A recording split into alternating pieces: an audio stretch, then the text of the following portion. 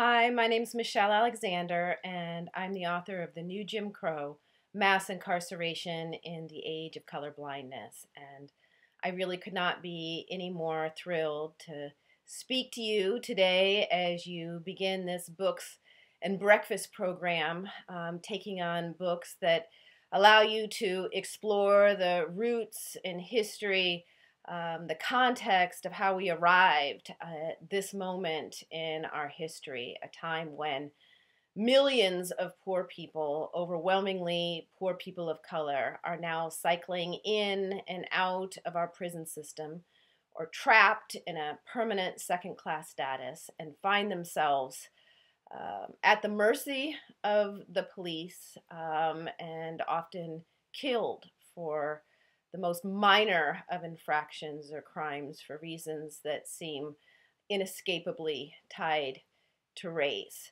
I wrote this book in the hopes that it might help to empower people who had a feeling in their bones that there was something eerily familiar about our criminal justice system and this system of mass incarceration, eerily reminiscent of eras that we supposedly left behind, but who may have lacked the facts or the data and other information that would make it possible to prove their suspicions and connect the dots between slavery, Jim Crow, and the system of mass incarceration that we have today.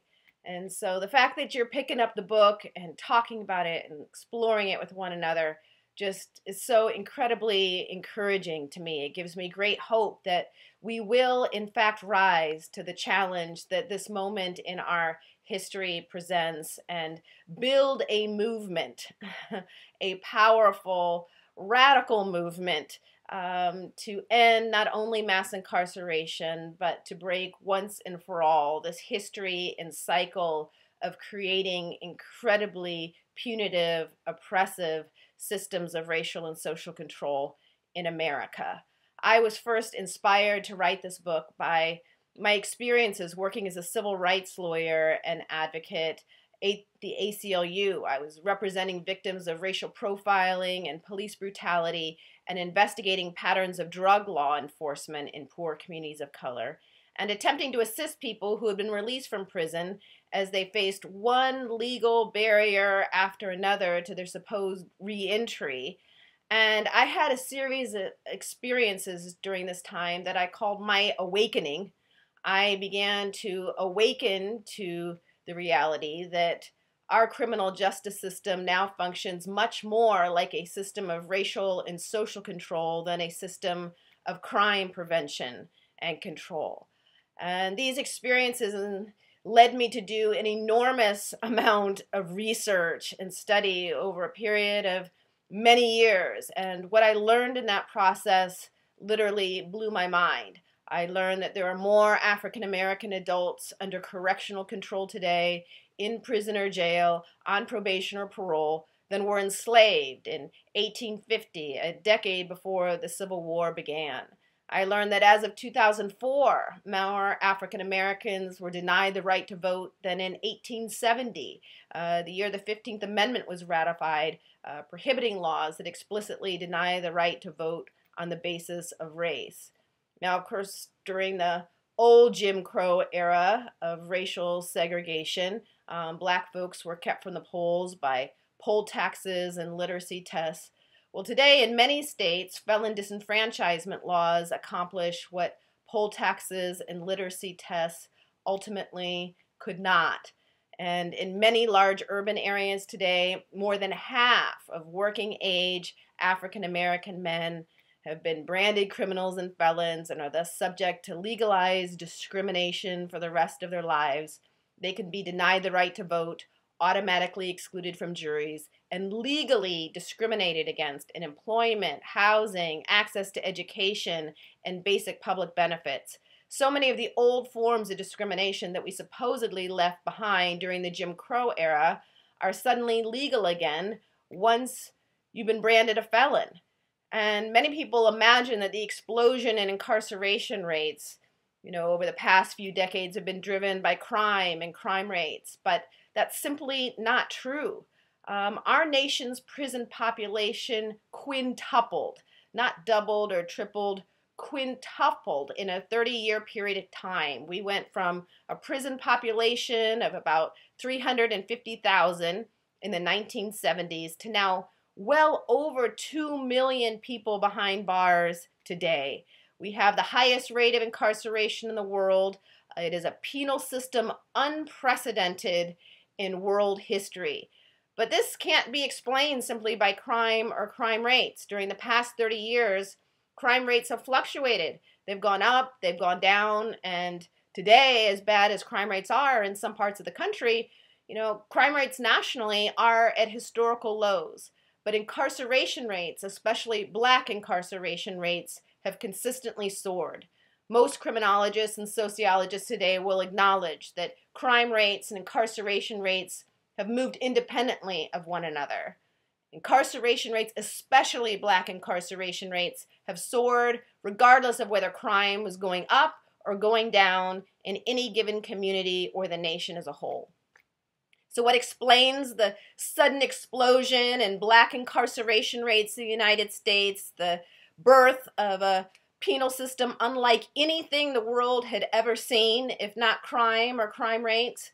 Well, as I explain in the book, the answer is the war on drugs and the Get Tough movement, a wave of punitiveness that washed over the United States on the heels of the civil rights movement.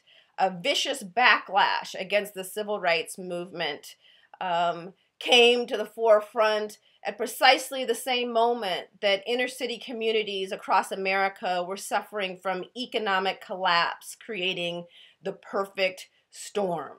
And out of this storm, a new prison system was born, and poor people of color were stripped of basic civil and human rights, the very rights that Dr. King and Ella Baker and so many others risked their lives for, and some even died for. We have millions of people, now branded criminals and felons, relegated to a permanent second-class status for life. And much of this has been driven by a drug war that has targeted poor people and people of color, deliberately targeted poor people and people of color, even though studies have consistently shown now for decades that, contrary to popular belief, people of color are no more likely to use or sell illegal drugs than whites.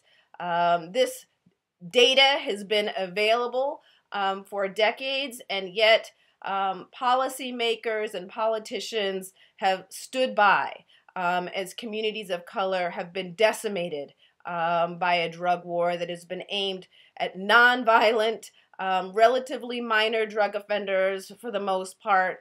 More than 40 million people have been arrested since the drug war began and relegated to a permanent second-class status for life. And billions of dollars have been redirected from education and economic investment and job training into simply locking up millions of poor people of color and throwing away the key. The unrest that we have seen and the courageous, bold, beautiful protests that we have seen in Ferguson and from coast to coast in recent months in response to the killings of Michael Brown and Eric Gardner and Tamir Rice and many others. These bold, beautiful, courageous protests about these public lynchings of black men in the streets reflect, I think, the beginning of a much larger awakening to what has been going on in this country for far, far too long. Just like lynchings was not the only thing wrong with the old Jim Crow South, but merely the ugliest, most horrifying reflection of the Jim Crow system.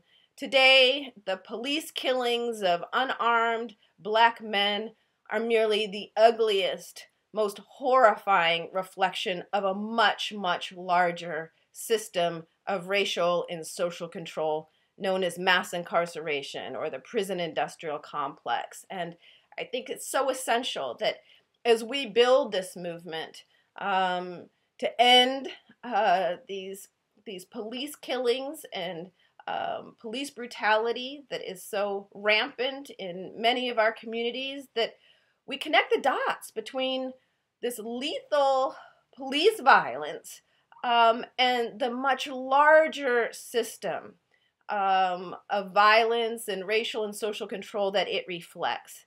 I'm so grateful for the work that really began in Ferguson, on the streets of Ferguson, with young people who were not going to allow Michael Brown's body to just lie in the street for 4 hours while the authorities scrambled to get their story straight, and who took to the streets and were willing to face the tear gas and the riot gear and the grenades and all the rest in order to tell the world that Black lives do matter.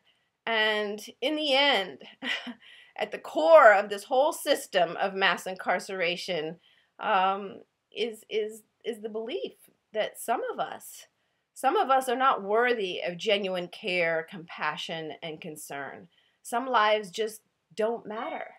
And until we see how that belief, which was written into our original Constitution, which said that, Black people counted as only 3/5 of a human being, that idea that somehow Black lives don't matter, which was part of our founding document and has been reborn in different forms over and over again throughout our nation's history. It is that idea we must challenge in all of our movement building and organizing and advocacy work, and engage in this consciousness raising and advocacy in a way that will help to ensure that we don't just end police killings, and we don't just end harsh mandatory minimum sentences, and we don't just get rid of boxes on employment applications asking people,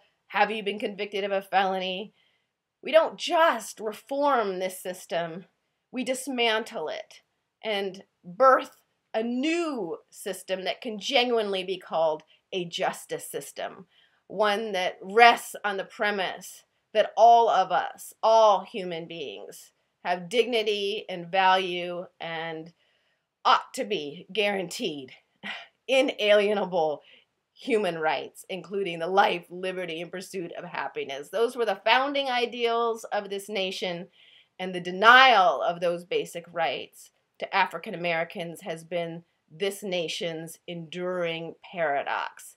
I believe, I have hope that the movement that is brewing from coast to coast today can, in fact, end mass incarceration, just as our people once rose up and fought and ended slavery and Jim Crow. We can do it again, but this time, as we fight and engage in nonviolent, courageous, revolutionary action to ensure that, in Dr. King's words, America is reborn, is born again, to ensure that as we engage in this work and this advocacy, that everything we say and everything we do is aimed at ensuring that no system of racial and social control is ever born again in America. Thank you so much for the work that you're doing. I want to thank the Ferguson organizers and activists for just being such an inspiration to me and to people throughout this nation and around the world. Thank you, and I hope that at some point in the not too distant future, our paths will cross and we'll have the opportunity to work together. Thank you again, and I look forward to hearing about how your discussions have gone.